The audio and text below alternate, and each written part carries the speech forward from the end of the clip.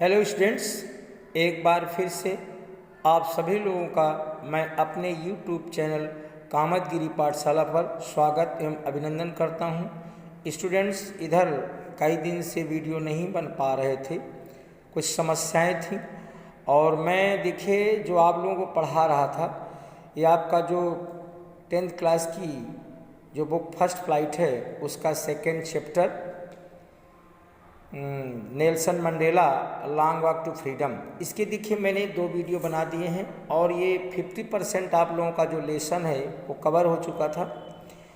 अब आज जो मैं पढ़ाने जा रहा हूँ ये 3rd वीडियो होगी और एक अभी और बनेगी, अर्थात 2 वीडियो तो मैंने लेसन को डिवाइड किया है 4 वीडियोज़ में, तो आज ये 3rd वीडियो होगी। इसको ध्यान से आप समझेंगे और देखिए मैं पहले बता चुका हूँ कि मैं आप लोगों को वर्ड बाय वर्ड एक्सप्लेन कर रहा हूँ, ठीक है। और ध्यान से समझिएगा। देखिए है क्या कि जब ये मंडेला साहब अपनी लड़ाई लड़ रहे थे देश के लिए, आज़ादी की लड़ाई, उसमें सफल हो जाते हैं और देखिए बात यहाँ आती, वही शब्द सबसे पहले दिया अपार्थीड। अपार्थीड की बात आती है, अर्थात जो रंग भेद है, वहाँ जो श्वेत लोग हैं अश्वेत के साथ किस प्रकार से जाति करते हैं और अंत में जो निग्रोज हैं या इनको जो अश्वेत कह सकते हैं इनको सफलता मिलती है। तो देखिए क्या है, the policy of apartheid created a deep and lasting wound in my country and my people. अब देखिए जो ये अपार्थीड की जो पॉलिसी है, जो नीति है, मैंने उस दिन बताया था अपार्थीड शब्द का मैंने विश्लेषण किया था, इसकी व्याख्या किया था कि ये एक ऐसा सिस्टम बनाया था अंग्रेज़ों ने वहाँ के जो ब्लैक पीपल हैं, अश्वेत लोग हैं, उनके खिलाफ, और इसके तहत उनके अधिकारों को छीन लिया था। हर प्रकार से समाज में उनको दबाया जाता था, कुचला जाता था, उनके साथ अन्याय और अत्याचार खूब हुआ। तो क्या कह रहे हैं मंडेला साहब, द पॉलिसी अपार्थीड, जो ये रंग भेद की जो नीति थी, अपार्थीड का मतलब रंग भेद, जो यह द पॉलिसी अपार्थीड, यह जो रंग भेद की नीति थी, क्रिएटेड अ डीप, एक क्रिएट का मतलब होता है निर्माण करना, ये पास्ट लगा हुआ है, सेकेंड फॉर्म वर्ग की क्रिएटेड, क्या क्रिएट किया इसने, क्या निर्माण, a deep and lasting wound, एक ऐसा गहरा घाव। देखिए बच्चों, यहाँ कोई फोड़े फुंसी का घाव नहीं है, यहाँ दुख दर्द का घाव है। Created deep and lasting, lasting का मतलब जिसका अंत न हो, बहुत लंबे समय तक चलने वाला। एक ऐसा कह रहे हैं कि एक ऐसे गहरे घाव इन्होंने दिया है इन माय कंट्री, मेरे देश को, एंड माय पीपल, और मेरे लोगों को, अर्थात मेरे देशवासियों को। मंडेला साहब कह रहे हैं कि जो अपार्थीड की जो ये रंग भेद की नीति थी, इसने मेरे देश के लोगों को ऐसे गहरे घाव दिए हैं, वो कभी जो है समाप्त नहीं होंगे, बहुत गहरे घाव दिए हैं, दुख दर्द के घाव हैं। All of us will spend many years if not generations recovering from that profound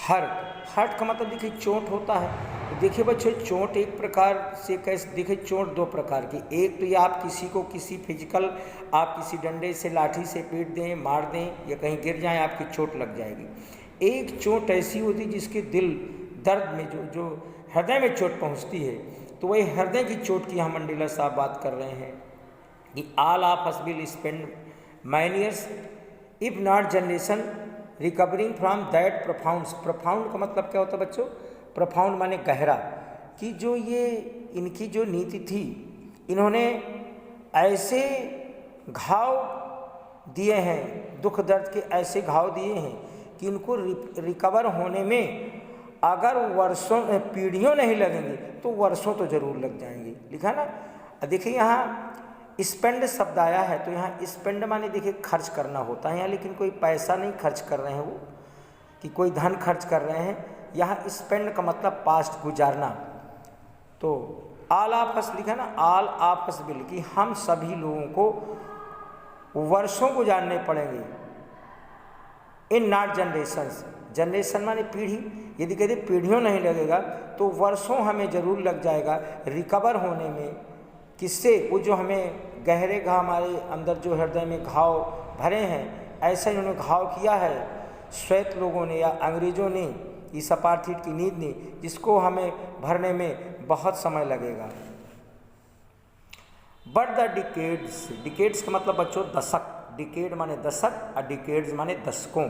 but the decades of operation, operation का मतलब अत्याचार, ऑपरेस माने होता दबाना, ऑपरेशन माने दबाव, लेकिन प्रेशर यहाँ दबाव का मतलब जो अत्याचार से है। But the decades of operation अर्थात अत्याचारों के एक नहीं दशकों, but the decades of operations की जो है और अत्याचार के जो इतने दशक गुजर गए हैं, but the decades of operation and brutality, brutality means brutal, brutality देखिए, ब्रूटलिटी मीन्स पाशविकता, जिस प्रकार से किसी पशु के साथ व्यवहार किया जाता है, ट्रीट लाइक एनिमल।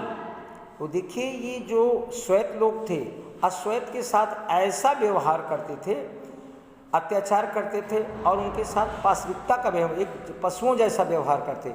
हैड एनॉदर, अब इस अत्याचार और इस पाशविकता ने, इस अत्याचार और पाशविकता के दशकों ने but the decades of operation and brutality, अत्याचार और पाशविकता के दशकों ने, दशकों से जो हो रहा है, हैड एनॉदर, एनॉदर माने दूसरा, एक दूसरा अनटेंडेड, अनइंटेंडेड, देखिए इंटेंड माने बच्चों होता इरादा, समझिए ध्यान से, इंटेंड माने इरादा, इंटेंडेड और अन लगा है, अनइंटेंड गैर इरादन अर्थात इसको अनापेक्षित, शुद्ध हिंदी में बोलेंगे इसको अनापेक्षित, और एक ऐसा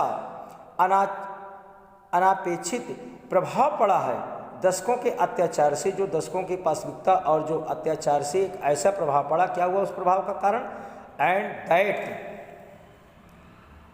वाज दैट इट प्रोड्यूस्ड। अब देखो इट किसके लिए आया है, समझने वाली बात, दैट इट प्रोड्यूस्ड, इसने क्या किया, पैदा किया, किसको, इट, इट का मतलब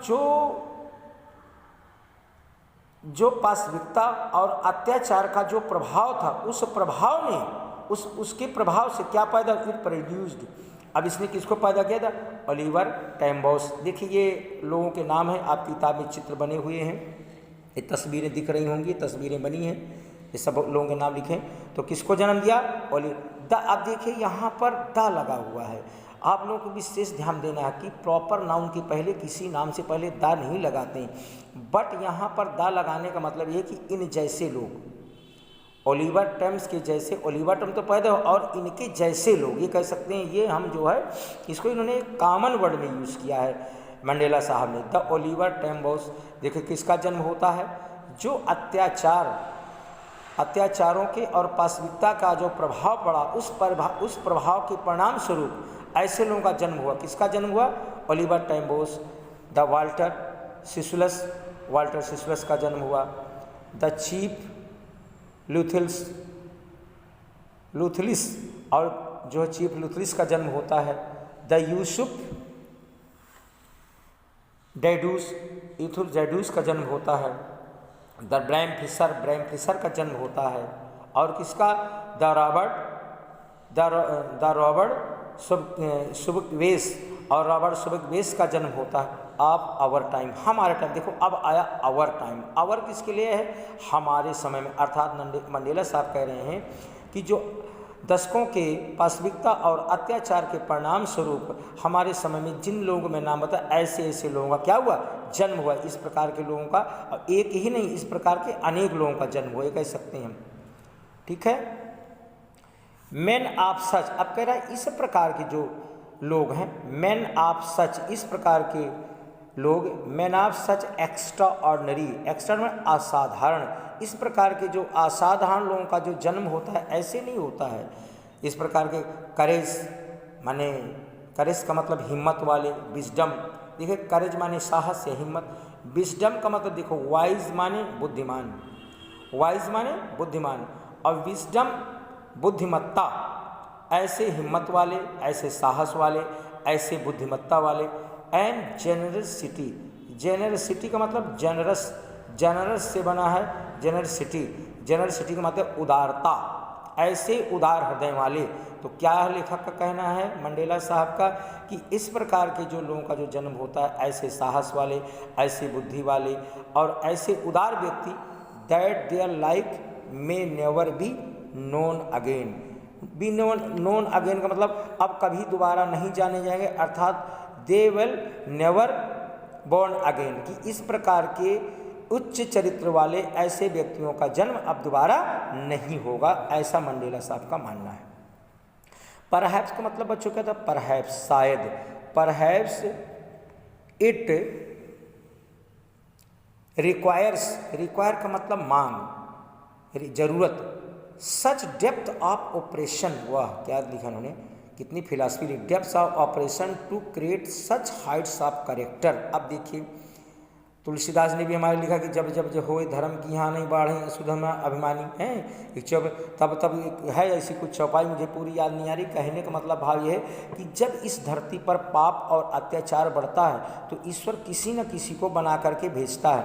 तो वही मंडेला साहब कह रहे हैं कि ऐसा लग रहा है कि ऐसे उच्च चरित्र वाले, हाई क्वालिटीज़ वाले व्यक्तियों के जन्म के लिए मतलब जो है ऑपरेशन की जरूरत होती है, अत्याचार और दुराचार की आवश्यकता होती है। और जब जब अत्याचार दुराचार अपनी चरम सीमा पर पहुंच जाता है तब फिर ऐसे लोगों का जन्म होता है और फिर उसका वो क्या करते हैं, दमन करते हैं, उसको मिटाते हैं। ऐसा मंडेला साहब मालूम है, ऐसा कहना उनका। माई कंट्री इज रिच, अब देखिए कहते हैं रिच का मतलब धनवान, my country is rich in the minerals, minerals का मतलब खनिज, करिए मेरे देश में खनिज संपदाओं का बहुत बड़ा भंडार है। रिच है, रिच का मतलब यहाँ धनी है, अर्थात हर प्रकार से जो मेरी धरती है, जो मेरे यहाँ खनिज संपदाएं हैं उससे परिपूर्ण है। एंड जेम्स, जेम्स का मतलब रत्न, अर्थात मेरे यहाँ खनिज संपदाएं अनेकों प्रकार के जो रत्न हैं। दैट लाई, लाई माने लेटे पड़े होना, बीनीथ, देखिए प्रीपोजिशन लगा, बीनीथ का मतलब बच्चों होता अंडर नीचे, इट्स सॉइल, इट के लिए इट्स सॉइल धरती, क्या मेरे इट्स आया कंट्री के लिए, इसकी अर्थात मेरे देश की जो धरती है इसके नीचे अनेकों प्रकार की खनिज संपदाएं और रत्न पड़े हुए हैं।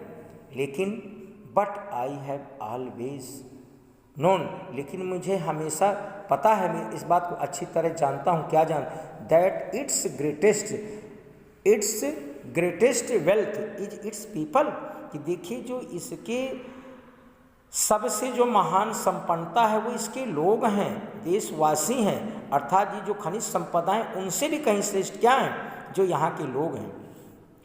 वे लोग क्या हैं, फाइन, फाइनर, फाइनेस्ट, देखिए यहाँ कंपैरेटिव डिग्री फाइन के लिए फाइनर and truer, fine, फाइनर, finest, true, truer, truest, तो देखो यहाँ तुलना है, अर्थात यहाँ पर मंडेला साहब ने जो देश की जो संपत्ति है, देश की संपदा है, उसकी तुलना लोगों से, अपने देशवासियों से करते हैं और देशवासियों को वो बड़ा बताते हैं कि जो वहाँ के जो देशवासी हैं वो खनिज संपदा से और जो उनके देश में संपत्ति उससे वो कहीं ऊपर हैं। अर्थात फाइनल का मतलब अच्छे हैं और ट्रूअर का मतलब सच्चे हैं, अच्छे और सच्चे हैं। दैन द प्योरेस्ट डायमंड, अब देखो ये प्योर, प्योरर, प्योरेस्ट, ये भी सुपरलेटिव डिग्री बचे, प्योर की ये सुपरलेटिव डिग्री है, प्योर, प्योरर, प्योरेस्ट डायमंड से। और जो वहाँ का सबसे शुद्ध हीरा है, उन हीरों से भी कहीं जो देश की जनता है वो अधिक क्या है, वो शुद्ध है और महान है, ये कह सकते हैं। ठीक है, और देखिए आगे, it is from these comrades, अब क्या कहते हैं देखिए, it is from these comrades in struggle that I learn the meaning of courage. अब देखिए मीनिंग ऑफ करेज, करेज माने साहस या हिम्मत है, कह रहे हैं जो साहस और हिम्मत का जो सही अर्थ है मैंने सीखा, किनसे सीखा, जो संघर्ष के समय, जब किस संघर्ष की बात कर रहे हैं कि जब मैं अपने देश में आज़ादी की लड़ाई लड़ रहा था और आज़ादी के संघर्ष में जो मेरे कामरेड्स से, कामरेड्स का मतलब साथी, कलीग्स, साथ चलने वाले, कलीग्स, कामरेड्स कह सकते हैं, कलीग्स कह सकते हैं, जो मेरे कलीग्स थे, मेरे जो सहयोगी जन थे, जो मेरे साथ जिन्होंने संघर्ष किया इन द स्ट्रगल, उस जो संघर्ष में जो मेरे साथ थे, आई लर्न मैंने सीखा द मीनिंग, उन्हीं से मुझे हिम्मत और साहस का मतलब मैंने अपने साथियों से सीखा है। ये कौन कह रहे हैं? मंडेला साहब। Time and again, time and again का मतलब अगेन एंड अगेन। देखिए यहाँ टाइम एंड अगेन का मतलब बच्चों है, टाइम एंड अगेन का मतलब बार बार, अगेन एंड अगेन। अगर हम टाइम शब्द को हटा दें, यहाँ से टाइम को हटा दें तो ये भी हो सकता है अगेन अगेन। बट देखिए लिटरेचर की भाषा टाइम समय, एंड अगेन और फिर से समय अर्थात बार बार, बार बार। आई हैव सीन अर्थात मैंने अनेकों बार कह सकते हैं, मैनी टाइम्स, अनेकों बार भी कह सकते हैं कि मैंने अनेकों बार, आई हैव सीन मैंने अनेकों बार लोगों को देखा, I have seen man and women मैंने अनेकों बार लोगों को देखा अर्थात मैन एंड वुमेन, पुरुष और स्त्रियों को दोनों को देखा, risk and give their lips. देखिए कह रहे हैं मैंने पुरुष और स्त्री दोनों को खतरा लेते हुए देखा है और उनको अपनी जान गंवाते हुए देखा, फॉर एन आइडिया किसी एक विचार के लिए। कह रहे हैं किसी एक विचार के लिए मैंने स्त्री और पुरुष दोनों को अपनी जान के लिए खतरा लेते हुए देखा, उन्हें जान गंवाते हुए देखा है। आई हैव सीन मैन मैंने लोगों को देखा है, आई हैव सीन मैन, आगे क्या है? स्टैंड अप टू अटैक्स मैंने लोगों को देखा आक्रमण का फेस करते हुए, सामना करते हुए, एंड टॉर्चर और उनका जो टॉर्चर किया जाता है, उत्पीड़न, टॉर्चर के लिए जो उनका उत्पीड़न किया जा रहा है, जो उनको टॉर्चर किया जा रहा है, विदाउट ब्रेकिंग उनको बिना झुके हुए, ब्रेक माने टूटना होता, बिना टूटे हुए अर्थात बिना झुके हुए, अर्थात बिना झुके हुए मैंने उनको देखा है। स्वयं माने दिखाना, स्वयं स्ट्रेंथ शक्ति का प्रदर्शन करते हुए, शक्ति को दिखाते हैं, एंड रिलीजियंस मतलब to recover from miserable condition मुसीबतों से उबरते हुए, तो लोगों को मैंने अपनी ताकत दिखाते हुए और उस शक्ति को फिर से दोहराते हुए कि अपने मुसीबत से उबर कर फिर से आते हुए लोगों को, ऊपर आते हुए लोगों को मैंने देखा। दैट रेजिलियंस का मतलब to recover from miserable condition, अपनी जो दयनीय स्थिति, जो कठोर समय था उससे उबर कर आते हुए। That defies the in imagination जो कह रहा है कल्पना से परे है, जो कल्पना को खारिज कर देता है, आउट कर देता है, अर्थात जो कल्पना से परे है। आई लर्न मैंने सीखा, आई देखिए बच्चों किसके लिए, ये प्रोनाउन का ध्यान रखें किसके लिए बार बार ये आ रहा, आई लर्न मैंने देखो सीखा। यहाँ मंडेला साहब के लिए आई है, नेल्सन मंडेला के लिए आ रहा शब्द ये, आई लर्न मैंने सीखा। That courage was not the absence of fear, फिर मैंने देखा या मैंने सीखा कि जो करेज है, जो साहस है, और अब्सेंस का मतलब बच्चों अनुपस्थिति। देखिए प्रेजेंट और अब्सेंट वो दोनों एडजेक्टिव होते हैं। अब एक हो गया प्रेजेंस और अब्सेंस, प्रेजेंस माने उपस्थिति और अब्सेंस माने अनुपस्थिति, ये अब्स्ट्रैक्ट नाउन है, शब्दों पे भी ध्यान देंगे। तो देखिए फिर से आई लर्न मैंने सीखा या पाया। That courage was not the absence of fear, कि जो हिम्मत है वह भय की अनुपस्थिति नहीं है, कि आपको भय नहीं लग रहा तो आप हिम्मती हैं, बट द ट्रायम्फ माने विजय, जीत, but the triumph over it किसके लिए आया है बच्चों? यहाँ ओवर इट आया है भय के लिए, कि जो है हमारा जो साहस है वो भय के ऊपर विजय है। जब आप डर के ऊपर विजय प्राप्त कर लेते हैं तो उसी के लिए ओवर इट, कि जो है ये जो हिम्मत है तो क्या है, जब आप डर के ऊपर विजय प्राप्त कर ले तब फिर आप असली साहसी कहलाएंगे। The above man is the above नहीं, क्या लिखा है, एबव नहीं सॉरी, द ब्रेव लिखा। The brave man is not he who का मतलब बच्चों यहाँ कौन नहीं, यहाँ हु का मतलब जो। The brave man is not he, बहादुर आदमी वह नहीं होता जो, यहाँ हु का मतलब जो कहेंगे, ठीक है, ये कंजंक्शन के रूप में जुड़ा हुआ है।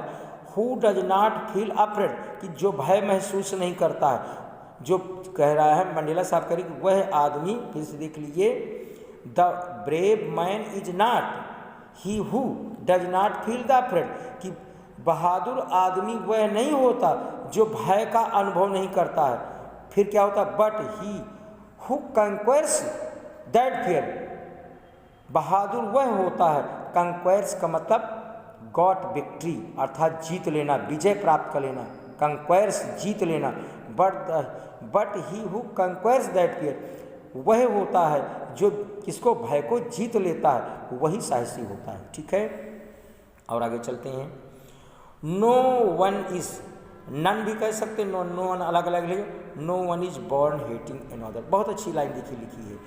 अब देखिए, अब यहाँ प्रकृति की बात हम देखें, ईश्वर के यहाँ से, नेचर से बच्चों, हर आदमी किस प्रकार से पैदा होता है, अबोध पैदा होता है, उसे कोई ज्ञान नहीं होता है। No one is born hating another person. देखिए, मैंने बताया था ना आप लोगों को, मैंने पहली वीडियो में मैंने पॉइजनस वर्ड की बात कही थी, जहर की। देखिए, आज जो बच्चा पैदा होता है या बच्चा बड़ा होता है, उसके दिमाग में हम अमृत भी भर सकते हैं और जहर भी भर सकते हैं। वही बात आती है जब व्यक्ति समाज में आता है, व्यक्ति पैदा होता है, जब बड़ा बच्चा धीरे धीरे बड़ा होता है, तो उसके दिमाग में हम जहर भी भर सकते हैं और उसके दिमाग में अमृत भी भर सकते हैं, अर्थात उसकी सोच को हम सकारात्मक भी बना सकते हैं और उसकी सोच को नकारात्मक बना सकते हैं। तो देखिए क्या करें, no one is born hating another person.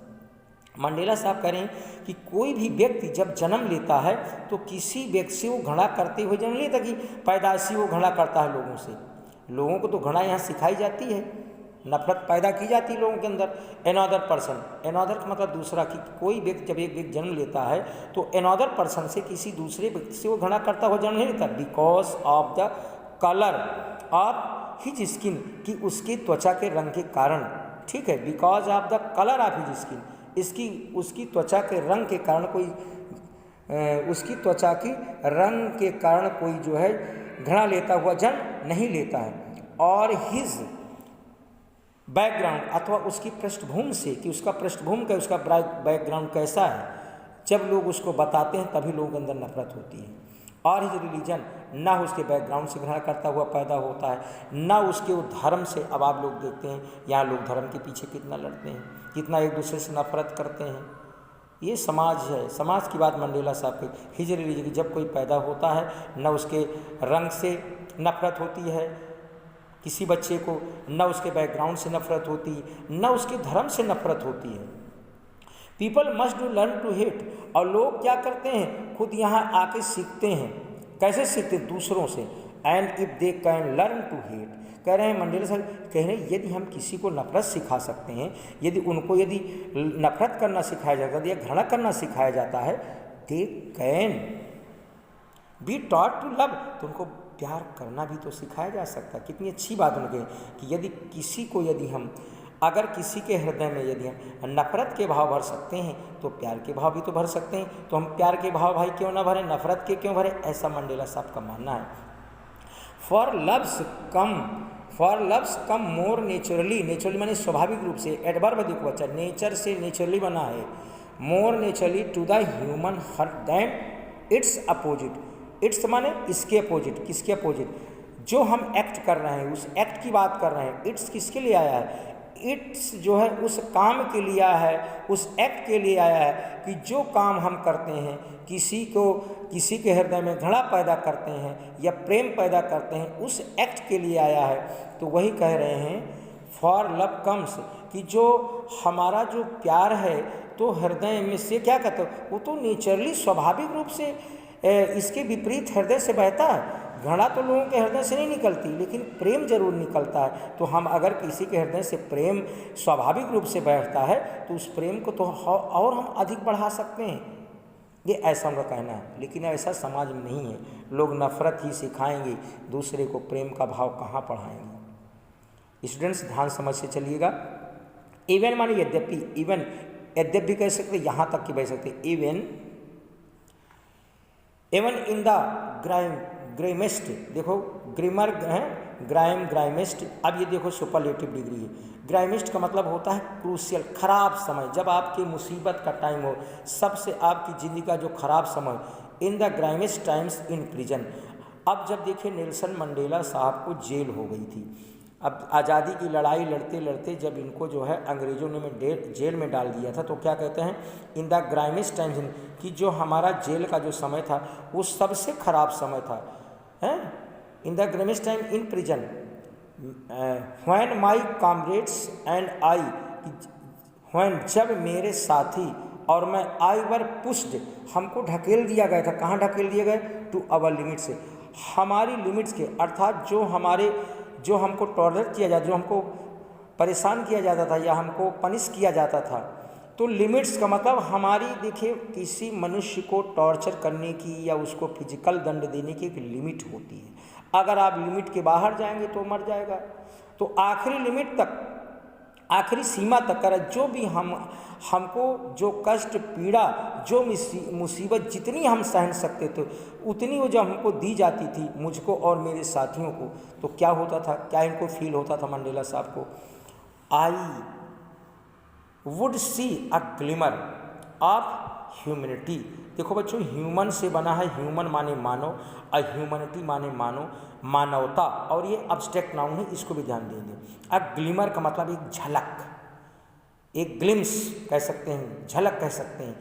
तो कह रहे उस समय जब हमको जो वहाँ के गार्ड थे उनको परेशान करते थे, अंग्रेज उनको टॉर्चर करते थे, तो कह रहा है कि would see A glimmer humanity in one of the guards. तो जो गार्ड्स उनको परेशान करे थे, तो उनका देखे, हर आदमी का बच्चों नेचर एक जैसा नहीं होता है।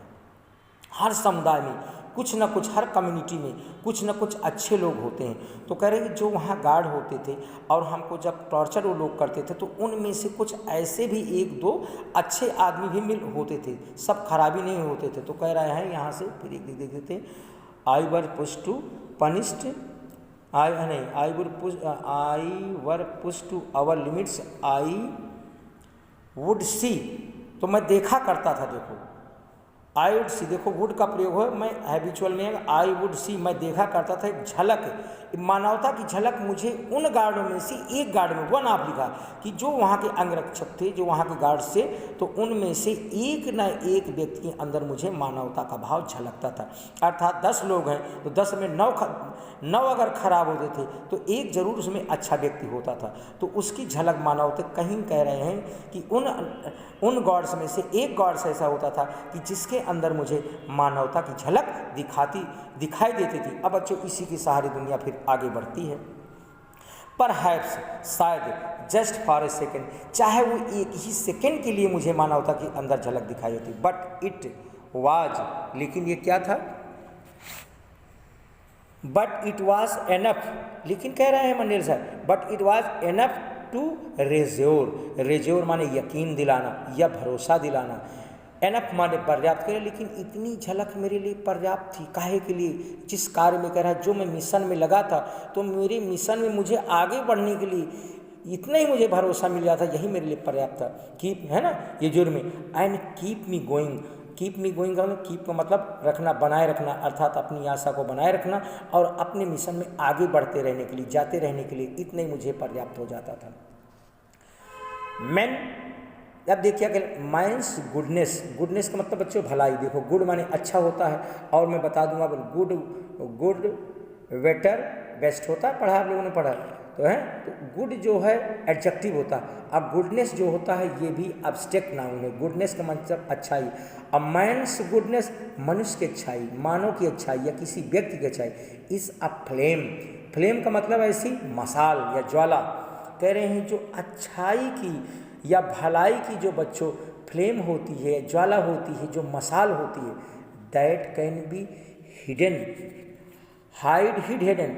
देख कैन भी, देखो पैसिव वॉइस में सेंटेंस है, मैं आप लोगों को यह भी बता दूं, कैन भी लगा हुआ ये वाक्य सेंटेंस पैसिव वॉइस में दिया कि जो अच्छाई की मसाल है, जो अच्छाई की मसाल कह सकते हैं या ज्वाला कह सकते हैं, उसको क्या कह, छिपाया तो जा सकता है, ये छिपाई तो जा सकती, बट लेकिन क्या लिखा है, नेवर, कभी नहीं, एक्सटिंग्विश्ड, एक्सटिंग्विश्ड माने बुझाना, लेकिन इसको बुझाया